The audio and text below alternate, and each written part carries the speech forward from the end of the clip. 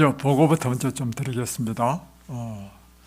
우리가 지난주에 좀 제가 짧게 광고를 드리고 지난 안식일에 우리가 화재를 당한 우리 청송에 있는 한 형제를 돕기 위하여 우리가 화재 재난 구호금을 우리가 헌금했습니다. 여기에 참여해 주신 우리 모두에게 진실로 감사드리고, 또 무엇보다도 이곳에 계시지 않지만 유튜브로 방송을 들으시는 분 중에 두 분이 헌금을 하셨습니다.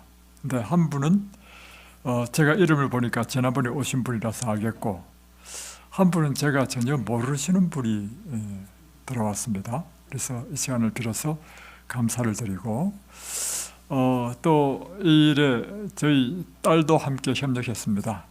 멀리 서울에 있는 그리고 저희 식구들도 함께 협력해서 어제 우리 청송에 있는 장로님에게 전화를 드리고 이제 계좌번호로 보내드렸습니다.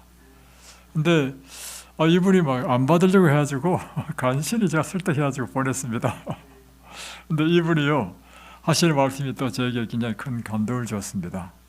이 장로님이 이제 아들네 집에 피신했다가 한 이틀 전인가에 다시 청송으로 왔는데 그곳에서 한 일이 뭐냐면 이제 삼육 두유를 가지고 온 동네 다니면서 두유를 나눠주고, 다음에 앞 동네인지 자기 동네는 이제 자기가 부를 것을 이제 지켰고, 앞 동네인지 6집이 전소화됐답니다. 그래서 그 집집마다 자기는 그래도 피해를 덜 입었으니까 6집을 자기가 돈을 다 줬대요. 좀 그 용기를 가지시라고. 그 말 들었는데 제가 얼마나 감동을 받았는지. 세상에, 자기가 지금 화재 피해를 입은 사람이 자기보다 더 못한 사람을 위해서 이렇게 했다는 말 듣고 제가 굉장히 감동받았습니다. 정말 하나님께서 우리 그 장로님 가정을 축복해 주시기를 바랍니다. 오늘 먼저 건강 강의는 우리 식생활과 건강에 관련되는 말씀을 좀 드리겠습니다. 여자가 우유를 끊어야 하는 이유라는 책을 쓴 사람이 있습니다. 이 책의 저자는 영국의 지구화학자였습니다. 그런데 이 분은 유방암이 걸렸는데 7년 동안 5번이나 재발했다는 것입니다. 그리고 현재도 지금 유방암 환자이고, 그런데 자기가 이해가 안 되는 것이 무엇이냐면 유방암이 42세에 유방암 진단을 받았답니다. 42세에서 7년 동안이니까 52세가 된 거죠. 가족 중에 암 환자가 한 사람도 없다는 것입니다. 그리고 그는 술과 담배도 하지 않고 건강 식사를 했다는 것입니다. 그리고 또 특별히 여자 같은 경우에는 모유 수유를 하지 않거나 자녀를 낳지 않았을 때 유방암이 많이 생긴다는 것입니다. 근데 이분은 자녀를 3명을 낳고 3 자녀를 다 모유 수유를 했다는 것입니다. 그리고 심지어 화장품조차도 유해 성분이 없는 이런 화장품만 사용하고 아주 철저한 사람인데 유방암이 걸렸다는 것입니다. 자기가 왜 유방암이 걸리는지 도저히 이유를 알지 못했는데 어느 날 무슨 말을 들었냐면 동양 사람은 서구 사람보다 유방암 환자가 적다 하는 말을 듣고, 또 어떤 글을 읽으냐면 중국 사람은 우유를 거의 안 먹는다는 말을 봤습니다. 그래서 유제품과 유방암과 관계가 있겠다 생각이 들어서 그때부터 우유와 유제품을 완전히 끊었다는 것입니다. 그걸 끊고 나서부터 유방암, 저 이렇게 건강생활을 하니까 유방암 사이즈가 점점 줄더니만 몇 주 만에 없어졌냐면 6주 후에는 다 사라졌다는 것입니다. 그리고 그 이후에는 유방암이 재발하지 않았다. 여러분, 이것을 무엇을 의미하는 것입니까? 여러분이 먹는 음식은요, 여러분의 건강 또는 질병에 아주 지대한 영향을 미친다는 것을 이야기하고 있죠. 그래서 40개국의 여성들의 암, 여성들은 유방암, 자궁암, 난소암이죠.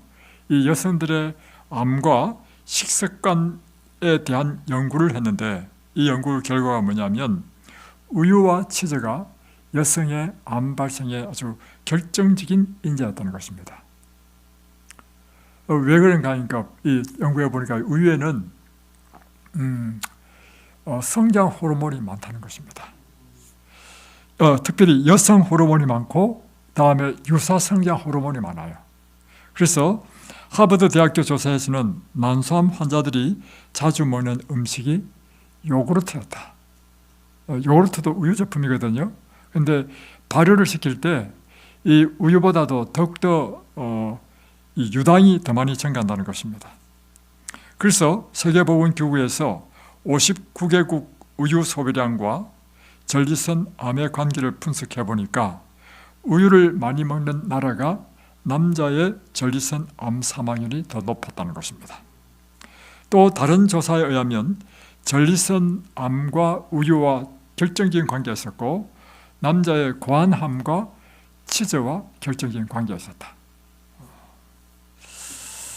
그래서 여러분, 우리의 육체는요, 우리가 먹는 음식으로 이루어진다는 것입니다.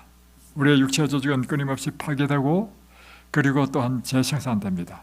그리고 대사작용을 통해서 우리에게 끊임없이 에너지가 공급돼야 되고 소비되죠.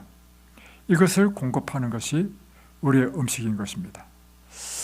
그런데 이 음식에 따라서 우리의 이 건강이 결정된다는 것입니다. 그래서요,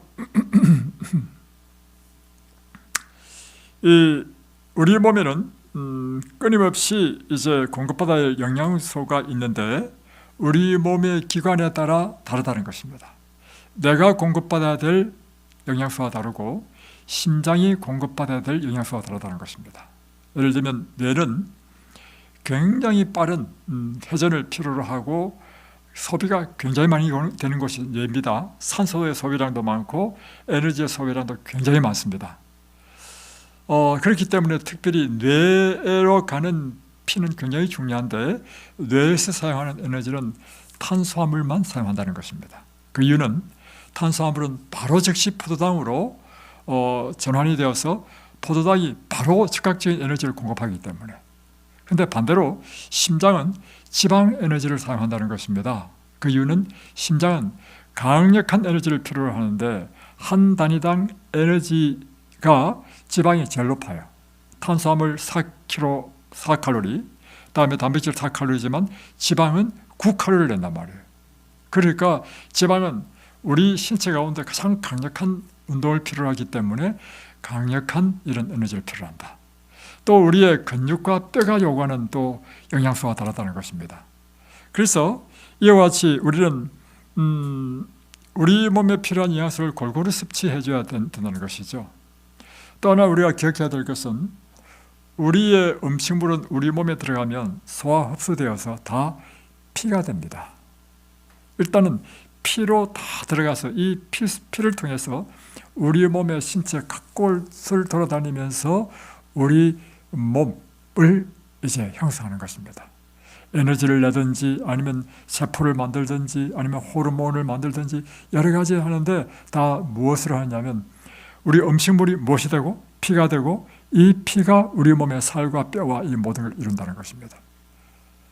그러니까 우리가 먹는 음식물은 굉장히 중요한 것이죠. 그래서 아까 우유에 대한 이야기를 한 것처럼 우리가 어떤 음식물은 그것을 먹으면 우리 몸에 질병을 일으키는가 하면 어떤 음식은 우리 몸을 치료하는 음식이 된다는 것입니다. 그러면 우리 몸이 필요한 가장 이상적인 음식은 무엇일까? 그것은요, 우리를 만드신 하나님께서 처음 만드실 때 우리를 위하여 설계한 음식을 먹으면 되겠죠. 하나님께서 우리를 만드실 때 처음부터 우리의 음식으로 설계한 것이 바로 창세기 1장 29절에 있는 씨 맺는 모든 채소와 씨 가진 열매 맺는 모든 나무가 곧 우리의 음식이 된다는 것입니다. 이것이 곡식과 견과와 과일인 것입니다. 여기에다가 우리가 범죄한 이후에 하나님께서 더 첨가하신 것이 창세기 3장 18절에 너희가 먹을 식물은 밭의 채소인적 해서 그때부터 우리가 뭐 상추도 먹고 배추도 먹고 브로콜리도 먹고 하는 것입니다. 그래서 이것이 우리가 범죄하고 났다 하더라도 우리 인간이 취해야 될 최고의 이상적인 식품이다 하는 것입니다. 그런데 우리에게 먹으라고 하지 않는 육식을 먹게 되면서부터 성경의 역사는 우리 인간에게 수명이 짧아지고 질병이 들어오고 각종 질병으로 사람들이 고통을 당하게 되었다. 그럼 답이 딱 나오죠. 우리를 어디로 돌아야 되겠습니까? 다시금 하나님께서 우리를 설계하신 음식으로 돌아가면 되죠.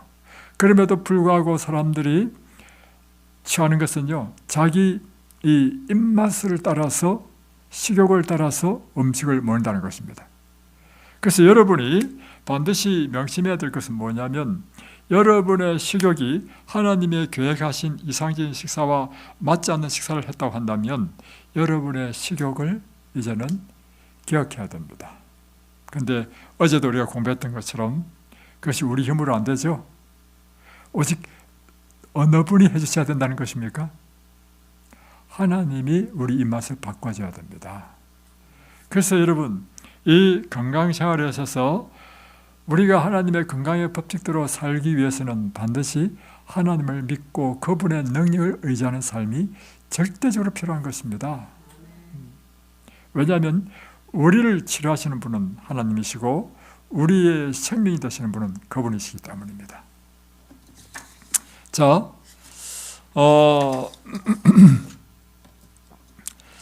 이제 이걸 한번 보겠습니다. 그러면 우리가 먹지 말아야 될 것은 육류거든요. 육류 대신에 하나님께서 주신 것이 뭐냐? 견과, 우리 호두, 잣, 밤 이런 것들입니다. 그리고 특별히 이런 견과들은 곡식과 과일 그리고 건처리와 배합하여 먹으면 건강에 좋고 영양분이 많은 음식물이 될 수 있다는 것입니다. 그러나 이 견과, 우리 몸에 좋은 것이라 하더라도 지나치게 많은 분량의 견과를 사용하는 것은 좋지 않다는 것입니다. 그래서 여러분 반드시 명심해야 될 것이 있는데 아무리 좋은 것도 과하면 독이 된다는 사실입니다. 반드시 명심하십시오. 자, 그 중에 이제 올리브는 우리 건강에 굉장히 이제 도움이 되는데 이 버터와 육류를 대신할 수 있는 것이다 이렇게 표현되어 있고요. 이 올리브에 있는 기름은 이 이완제로 사용되는데 특별히 무엇이 좋냐면 폐병 환자들에게 굉장히 큰 도움이 된다는 것입니다. 그리고 염증을 일으키고 자극을 받아서 위장이 망가졌을 때 이 위장을 치료하는 가장 좋은 치료제가 올리브라고 하는 것입니다. 다음에 또 여러분이 기억해야 될 것은 뭐냐면 한 끼에 여러 가지 너무 많은 반찬을 음식을 먹지 말라는 것입니다. 한 끼에 여러 가지 반찬을 하게 될 경우에 반드시 따라오는 것이 뭐냐면 과식을 하게 된다는 것이고 과식을 하게 되면 소화불량의 원인이 되는 것이고 또 하나는 너무 많은 종류의 음식을 먹을 때는 우리 몸에서 일어나는 화학 반응에 있어서 오히려 좋지 않다는 것입니다.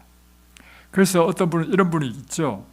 이제 밥을 먹을 때도 예를 들면 현미에다가 콩을 넣는다. 뭐 더 넣는다 하더라도 현미에다가 콩 넣고 흑미 넣고 요 정도는 괜찮은데 밥할 때 현미, 콩, 찹쌀 또 뭐 하여튼 한 7, 8가지의 작곡을 집어넣어서 하는 경우 있잖아요. 그것도 피하십시오. 이게 사람의 생각입니다. 그래서 여러분 항상 이곳에서 여러분이 배워야 될 것이 뭐냐면 항상 사람의 생각을 버리고 하나님의 생각을 따르는 것입니다. 하나님의 계시의 말씀에 의하면 한 끼 여러 개를 먹지 말라는 것입니다. 그러니까 밥을 할 때도 콩을 하나 내면 그 다음 식사할 때 밥할 때 이제 예를 들면 조를 넣고 그 다음 식사할 때 보리 넣고 이런 식으로 한다 하더라도 뭐 한 2-3개 정도는 넣을 수 있지만 19가지. 그러니까 이제 좋은 식품이라고 보니까 굉장히 비싼 거 가져왔더라고요. 왔는데 보니까 온갖 좋다는 건 다 집어넣었어. 보니까 뭐 식물성뿐만 아니라 해조류까지 다 집어넣어가지고 그거 굉장히 비싸겠더라고. 사람의 생각은 여기 굉장히 좋을 거라 생각하잖아요. 그러나 우리는 이게 바로 사람의 생각입니다. 자, 다음에 한 끼에 과일과 채소를 섞어 먹지 말라는 것입니다. 중요합니다. 과일과 채소를 섞어 먹을 수 있는 방법이 있습니다. 그것은 첫 번째는 채소과 과일은 같이 먹을 수 있습니다. 채소과 과일은 뭐예요? 딸기, 토마토, 참외, 바나나도 같이 먹을 수 있습니다. 그러나 예를 들면 채소와 사과, 채소와 배 이런 것은 나무과 열매와 채소는 안 좋다는 것입니다. 우리 몸에 소화될 때 화학작용에 있어서 소화에 문제를 일으킨다는 것입니다. 그러나 두 번째 가능한 사람이 있어요. 뭐냐면 젊은 사람은요, 그 소화력이 충분할 때는 웬만하게 섞어 먹어도 문제 없습니다. 그러나 이제 정상적인 이제 연세가 들고 중년이 들면요, 이 채소과 과일과 채소, 다음에 과일 먹을 때는 과일만 별도로 이렇게 우리 식사가 그렇게 지금 주고 있죠. 다음에 또 하나는 뭐냐면 식사는 늘 변경시켜야 된다는 것입니다. 똑같은 음식 먹지 말라는 것입니다. 그런데 우리의 문제는 뭐냐면 사실 집에서 식사해 보면 국화물 끓이면 이만큼 끓여야 되고 나물 무치더라도 이만큼 무치고 하니까 한번 먹은 거 냉장고에 들어왔다가 또 나와서 또 먹고 또 들어왔다. 그래서 여러분, 환자들은요, 일정 기간 병이 치료될 때까지 야원에서 요양하는 게 좋다는 것이 뭐냐면 이곳에서는 매 때마다 반찬이 다 달라지죠. 환자들, 그러니까 한참에 여러 가지 먹지 않습니다. 한참에 서너 가지를 먹지만 식사 때마다 반찬을 다르게 하는 것, 이것이 환자들을 위해서 참 좋은 식사법이다. 자, 오늘은 출애굽기 15장으로 넘어가겠습니다. 출애굽기 15장, 지난번에 이제 구원의 노래를 불렀는데 이제는 그 홍해 바다에서 구원을 받고 난 다음에 드디어 이제 시나이 반도를 통하여 이제 아래로 내려가게 됩니다. 22절.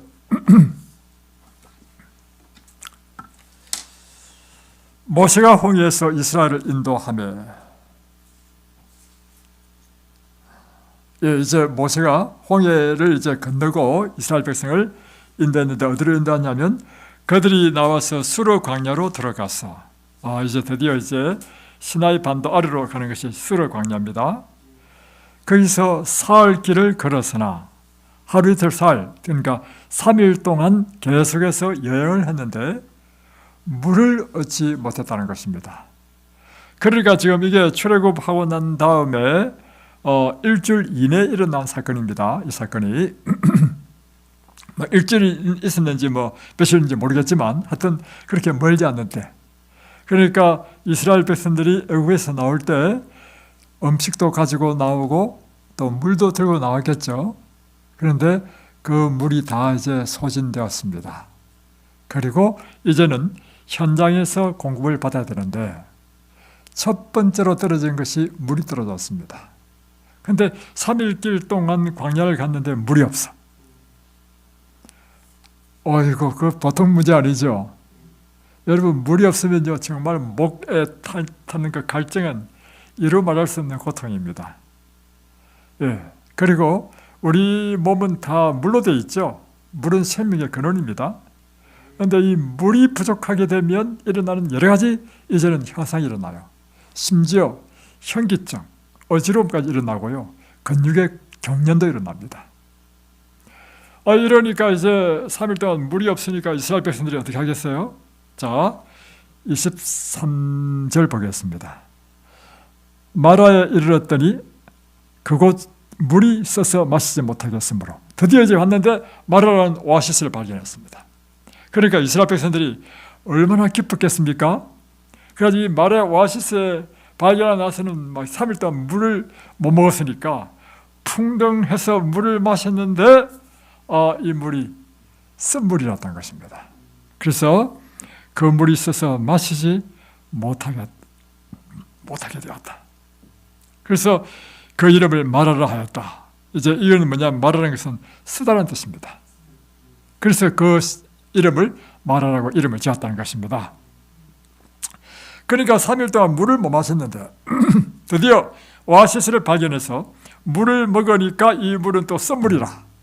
그래서 못 먹어. 그러니까 24절에 백성이 모세에게 원망하여 이르되 우리가 무엇을 마실까? 이제 백성들이 모세에게 뭘 했다고요? 원망했다고. 원망을 구체적으로 한번 말로 한번 표현해 보십시오. 어떻게 원망했겠습니까? 예, 바로 그거예요. 왜 여기 데려왔냐? 우리 애국에서 있으면 좋았겠다. 이런 원망이었죠. 그러면서 이제 우리가 지금 목이 말라 죽겠는데 어떻게 먹을 수 있나? 이 물을 써서 못 먹겠다 이렇게 하죠. 그러니까 모세가 여호와께 부르짖었더니 모세는 이런 어려운 상황을 맞이해서 뭘 했나요? 여호와께 부르짖었다. 하나님께 기도했다는 것입니다. 그랬더니 여호와께서 그에게 한 나무를 가리키시니 그러니까 하나님께서 그 기도에 응답하셨습니다. 모세야 저기를 봐라 해서 보니까 한 나무가지가 있어. 그래서 그가 물에 이 나무 가지를 던지니 물이 달게 되었더라. 이상하게 그 나무를 가리켜서 그 나무를 꺾어가지고 나무가지를 물에 딱 던지니까 그 쓴물이 단물이 되었다. 놀라운 기적이죠. 거기서 여호와께서 그들을 위하여 법도와 율례를 정하시고 그들을 시험하셨다 하면서 이 사건 이후에 유명한 말씀이 나옵니다. 그게 우리가 늘 암송하고 있는 출애굽기 15장 26절 말씀. 이르시되 너희가 너희 하나님 나 여호와의 말을 청종하고 나 보기에 의를 행하며 내 계명에 귀를 기울이며 내 모든 규례를 지켜 행하면 내가 애굽 사람들에게 내린 어떤 질병도 내게 이르지 아니하리니 나는 너희를 치료하는 여호와이니라. 이런 유명한 말씀을 하게 됩니다. 그리고 이제 27절에 보면 그들이 이제 말을 좀 쉬었겠죠. 쉰 다음에 또 떠났습니다. 그러니까 그 밑에 또 엘림이라는 또 오아시스가 있었습니다. 이 엘림에 갔더니 거기는 물샘이 12개나 있는 큰 오아시스였다는 말이에요. 종려나무가 70그루가 있었고, 그래서 그들은 그 물 곁에서 장마를 치고 이제 있었다. 이게 마지막 절입니다. 자, 제가 여러분에게 질문합니다.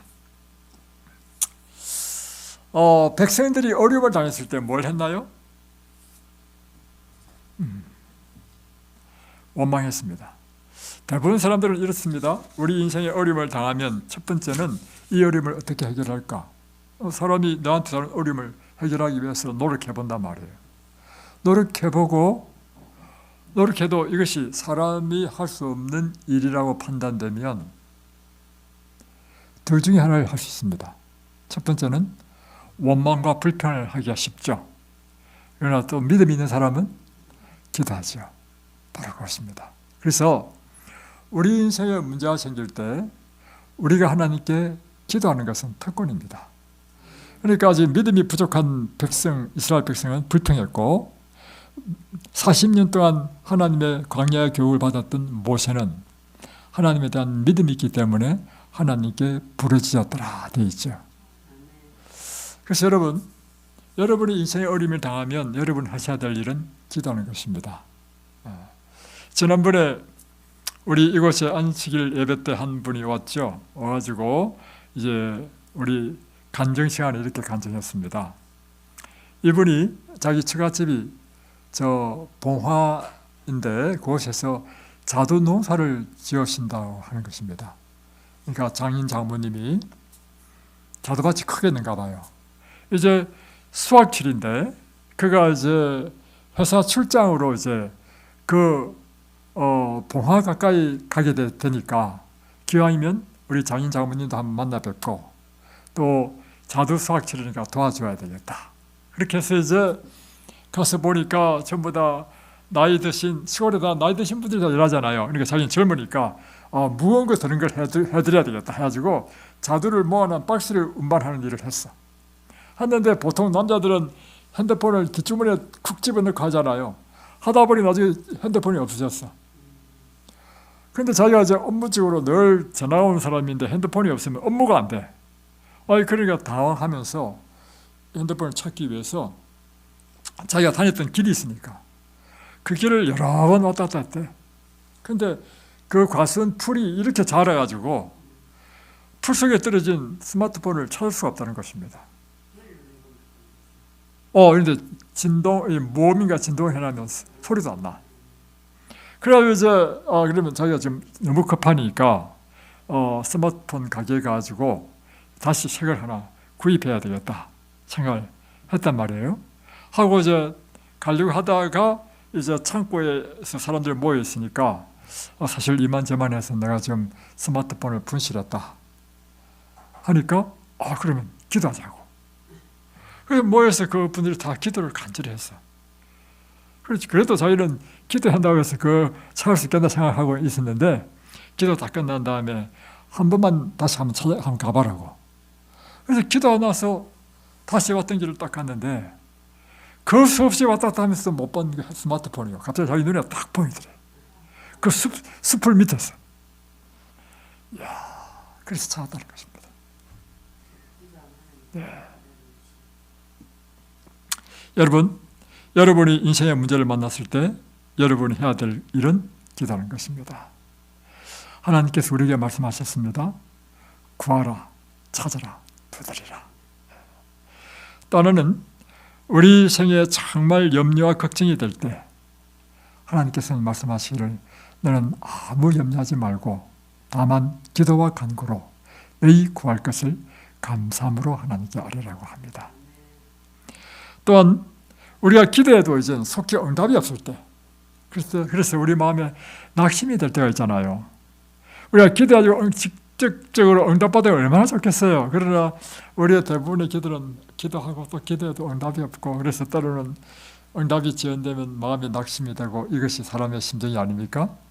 이럴 때 예수님께서는 누가복음 18장에 말씀하시기를 항상 기도하고 낙심하지 말라 하십니다.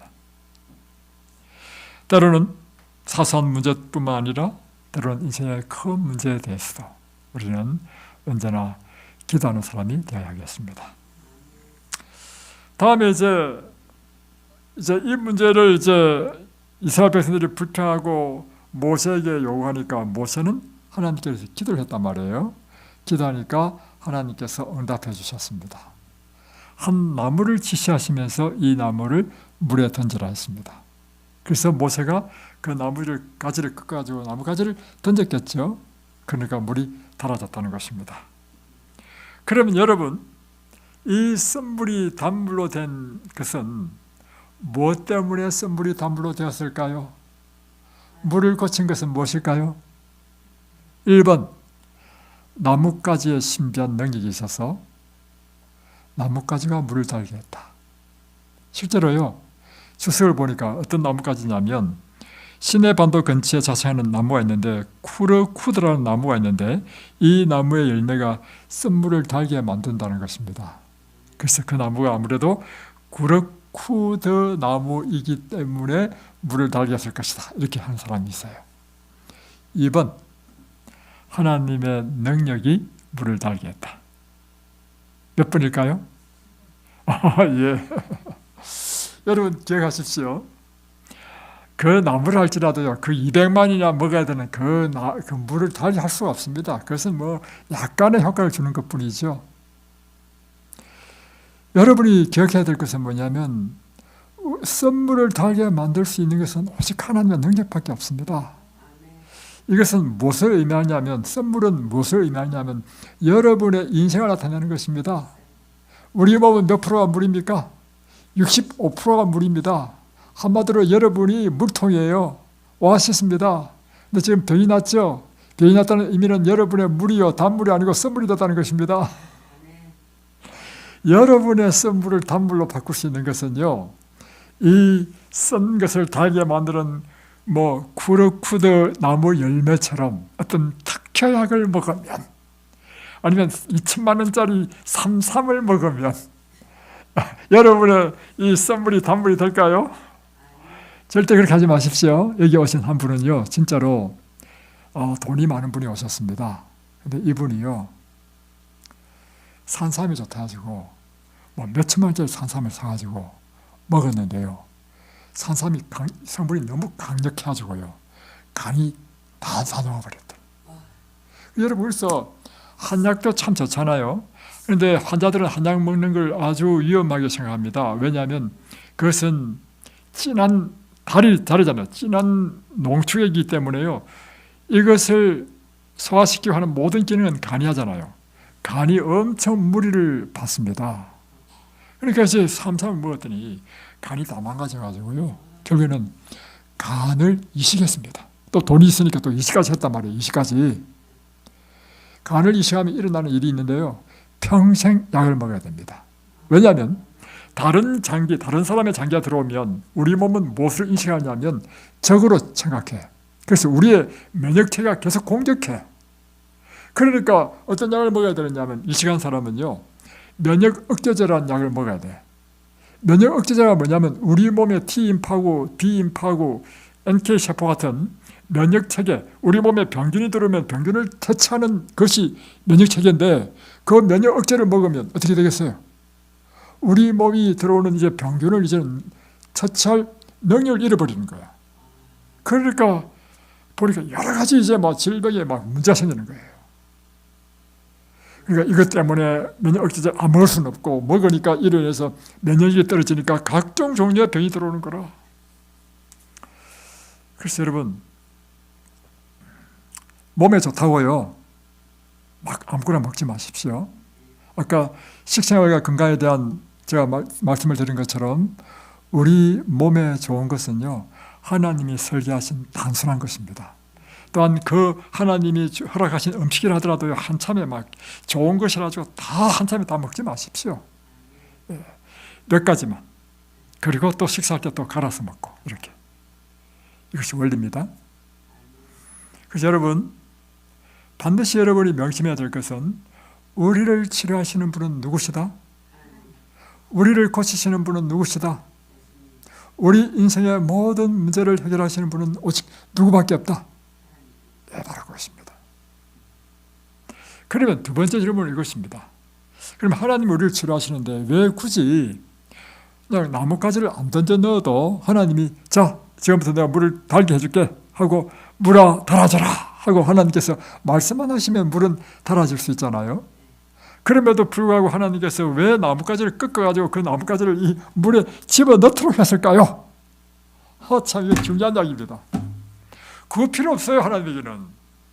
하나님에게는요 그럴 필요 없이 자, 내가 고쳐줄게. 지금부터 이 말하는 썬물이 단물로 될지어다 라고 선언만 하시면, 하나님께서는 이 말씀으로 세상을 창조하셨죠. 그 능력으로 썬물이 단물이 될 수 있습니다. 그런데 왜 모세에게 굳이 나무를 꺾어가지고 나뭇가지를 던져 넣도록 했고, 그렇게 했을 때 비로소 썬물이 단물이 되었을까요? 이것을 의미합니다. 하나님께서 그렇게 말씀하셨는데 모세가 나뭇가지 꺾어 넣을 필요 뭐 있나? 나뭇가지 꺾어 넣는다고 무슨 썬물이 단물이 되나? 하고는 안 꺾어 넣으면 어떻게 될까요? 물이 단물이 안 되겠죠. 그러니까 나뭇가지 꺾어 넣어야 단물이 된단 말이에요. 왜 이런 일을 하려 했을까요? 아주 중요한 것입니다. 나뭇가지를 꺾어 넣는다는 의미는 무엇이냐면요, 자, 하나님이 나를 고치시는 분이시라는 믿음을 나타내는 것입니다. 하나님께서 당신의 능력을 나타내는 통로가 있는데, 그것은 우리의 믿음을 통해서 하나님께서는 역사하신다는 것입니다. 그러니까 하나님께서 모세에게 그와 같은 일을 하게 한 것은 무엇을 사람들에게 주입시켰냐면, 하나님이 너희를 구원하실 수 있고 썬물도 단물로 고칠 수 있다는 것을 너희들이 믿는 증거로 하나님이 지시하신 것을 따르는 것, 이것이 하나님을 믿는 믿음을 표현하는 것입니다. 그래서 하나님께서는요, 성경에 보십시오. 계속 이것을 하라, 저것을 하라, 저것을 하라, 이것을 하라. 뭐냐면, 너 정말 나를 믿어? 너 나를 믿어? 그럼 믿느냐 안 믿느냐 한번 보자. 그게 뭐냐면 하나님께서 그러면 이거 해봐 했을 때 그걸 하는 것은 하나님을 믿는다는 뜻이고, 안 한다는 것은 말로만 믿는다는 것이지 안 믿는다는 뜻 아니겠어요? 그래 보면 열왕기하 2장에 보면 또 썬물을 단물로 만드는 사건이 나옵니다. 그 뭐냐면 엘리사 선지자가 여리고에 있을 때 여리고의 장로들이 이 엘리사에 왔습니다. 그리고 특별한 부탁을 했습니다. 선지자께서 보시는 바와 같이 이 여리고는 터가 참 좋고 기후가 너무 좋고 그래서 막 과일, 곡식이 잘 되는데 이 물이 나빠가지고 열매는 달리는데 열매가 익기 전에 토산이 뚝뚝 떨어져 버리는 거예요. 그래서 이 물을 좀 고쳐달라고 이렇게 부탁합니다. 여기도 물의 문제죠. 그럴 때 엘리사가 뭐 했겠어요? 첫 번째, 하나님께 기도했겠죠. 하나님, 지금 이 여리고의 장로들이 와서 이 여리고 사람들의 가장 큰 문제가 이 문제인데 물을 고쳐달라 합니다. 어떻게 하면 좋겠습니까? 라고 물었겠죠. 그러니까 하나님께서 지시하셨겠죠. 그러면 새 그릇에 소금을 담아서 소금을 물에 건너에 뿌리라, 던지라 했거든. 그래서 이제 엘리사가 새 그릇에 소금을 가져오라 한 다음에 물에 건너러 가서 물을 던지면서 하는 이야기가 뭐냐면 여호와의 말씀에, 자, 읽어드릴게요. 이렇게 되어 있습니다. 자, 엘리사가 물 그늘로 나가서 소금을 그 가운데 던지며 이르되 여호와의 말씀이 내가 이 물을 고쳤으니 이로부터 다시는 죽음이나 열매 맺지 못함이 없을지니라 하니까 그때로부터 이 엘리사가 한 말처럼 고쳐져서 오늘에 이르렀다. 지금은 거기 가보면요, 온갖 종류의 포도, 수박, 야자수, 엄청난 과일이 달고 맛있습니다. 엘리사가 물을 고쳤기 때문입니다. 자, 이 여리고의 물이 고쳐진 것은 무엇이 고쳤는가? 1번 소금이 고쳤다. 2번 하나님이 고쳤다. 자, 그래서 이 돼 있어요. 여호와의 말씀이 내가 이 물을 고쳤으니, 여호와께서 말씀하시기를 누가 고쳤다는 것입니까? 내가, 여호와 하나님, 내가 이 물을 고쳤다 이렇게 한 거예요. 그런데 하나님께서 이렇게 말씀만 하셔 여리고 물이 고쳐질 수 있잖아요. 그런데 왜 꼭 소금을 내렸습니까? 똑같이요, 이 소금은요 하나의 그 수단에 불과한 것이고요, 이 소금을 넣는 이유는 하나님께서 그렇게 지시하셨거든. 하나님의 지시를 따라서 한다는 것 자체가 뭐냐면 하나님이 이 물을 고칠 수 있다는 믿음을 나타내는 것입니다. 결국에는 이 물은 하나님이 고쳤고 이 물이 고쳐지게 된 것은 그 분을 믿는 믿음을 통해서 하나님께서 역사하신다는 것입니다. 이런 이야기가 성경에 많이 있습니다. 여러분, 민수기 21장 불뱀에 물렸어. 불뱀에 물리면, 독사한테 물리면 지금도 약이 없습니다. 죽습니다. 그러니까 그 광야에서 불뱀에 물려가지고 막 엄청나게 많은 사람이 죽어. 그러니까 모세에게 막 간절히 요청하죠. 우리 살려달라고. 그래서 모세가 또 뭘 했다고요? 성경에 보면 모세가 여호와께 부르짖으매 이렇게 됐어요. 그러니까 인생에 문제가 생길 때마다 뭘 하라는 것입니까? 기도하라. 기도하니까 하나님께서 모세에게 명령하셨습니다. 구리 놋뱀을 만들어서 높이 다루라. 그리고 누구든지 불뱀에 물린 사람이 그 구리 놋뱀을 쳐다보면 나음을 입으리라. 그래서 그 말을 듣고 모세는 구리 놋뱀을 만들어서 높이 쳐들었고, 이스라엘 백성들이, 불뱀에 물린 백성들이 구리 놋뱀을 쳐다보니까 깜짝같이 독사에 물린 게 독이 싹 빠지고 다 나와버렸어. 여러분, 이 지금 불뱀에 물린 사람을 고친 것은 뭐하고 고쳤습니까? 1번 구리 노뱀, 2번 하나님. 하나님이 그러면 구리 노뱀을 안 만들고도 그래, 내가 고쳐줄게. 자, 지금부터 불뱀에 물린 모든 사람은 나을지어다 라고 하나님께서 말씀만 하셔도 다 낫겠죠? 그런데 왜 구리 노뱀을 만들어놨습니까? 또 그걸 또 쳐다보았습니까? 그게 무엇인가 하면 하나님을 믿는 믿음을 표현하는 것입니다. 하나님께서는 무엇을 통해서 역사하시냐면 하나님을 믿는 그 믿음을 통해서 하나님께서는 일하시고 역사하신다는 사실입니다. 오늘 이 마라의 쓴물을 달게 만들 때 나뭇가지를 던져 넣어라 한 것도요, 여러분 인생에 있어서 마찬가지로 여러분이 지금 쓴물이 됐어, 마라가 되었어. 그래서 마라가 돼서 이게 와 있는 거야. 우리 물통이죠. 물통이 지금 물이 단물이 아니라 쓴물이 되니까 지금 병이 난 거 아닙니까? 한마디로. 여러분을 하나님이 지금 고쳐줄 수 있습니다. 어떻게 고쳐주냐면 말씀만 해서 우연아, 내가 너를 참 사랑한다. 네 모든 병을 내가 지금 고치겠노라. 모든 병은 떠날지어다 하면 다 낫잖아요.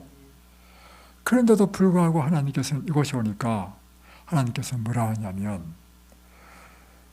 운동하라. 마음의 모든 걱정 염려는 다 버리라. 언제나 마음을 즐겁게 하라. 그리고 음식은 너 옛날에 이런 거 먹었지? 그거 먹으면 안 돼. 성경에 보면 이렇게 돼 있는 거. 이 하나님의 음식을 먹어야 돼. 음식도 바꾸고, 다음에 잠자는 습관도 바꾸고, 물 마시는, 옛날에 바빴으면 물도 안 먹었어. 근데 이곳에서 물 마시는 습관도 배우고 모든 것을 가르친단 말이에요. 왜 이렇게 하시는가? 하나님께서 우리를 고치실 때 이와 같은 하나님의 건강의 법칙을 순종하는 것은 하나님을 믿는 믿음을 표현하는 것입니다. 여러분이니까 물 마시는 것이 그냥 행위가 아니고, 내가 이렇게 생각하면 병이 안 나. 내가 요 율무를 먹으면 율무가 이 혹을 떼니까 율무를 꼭 먹어야 되겠고, 음식을 먹을 때 이렇게 먹으면 안 됩니다. 음식을 먹는 것도 믿음으로 먹는 거예요. 다시 표현하면 하나님께서 이 채식을 먹으라 했으니까 채식 먹고, 그러니까 여러분 채식 먹는 것이 믿음이고요, 운동하는 것도 무엇이라는 것입니까? 믿음이고, 깨끗한 공기를 호흡하는 것도 믿음이고, 일찍 자는 것도 믿음이고, 햇볕을 보는 것도 믿음이고, 그 믿음을 통해서 하나님께서 역사하신다 하니까. 그래서 하나님께서 그 다음에 보면 이렇게 되어 있습니다. 잘 보세요. 25절. 자, 이렇게 여호와를 이제 가지를 던지라 하니까 물이 달게 되었다 했잖아요. 다음에 거기서 여호와께서 그들을 위하여 법도와 윤례를 정하시고 그들을 시험하실세. 그곳에서 이제 하나님께서 법도와 윤례를 정하시면서 우리를 시험했다는 것입니다. 하나님도 우리를 시험하시나요? 좀 당황스럽죠? 하나님도 우리를 시험하십니다. 그런데 보세요. 시험의 종류가 다릅니다. 야고보서 1장 13절에 보면 하나님은 아무에게도 시험하지 아니하신 분이었습니다. 그런데 그 앞뒤 문맥을 보면 이렇습니다. 잘 들어보세요. 하나님께서 시험하지 아니하시는데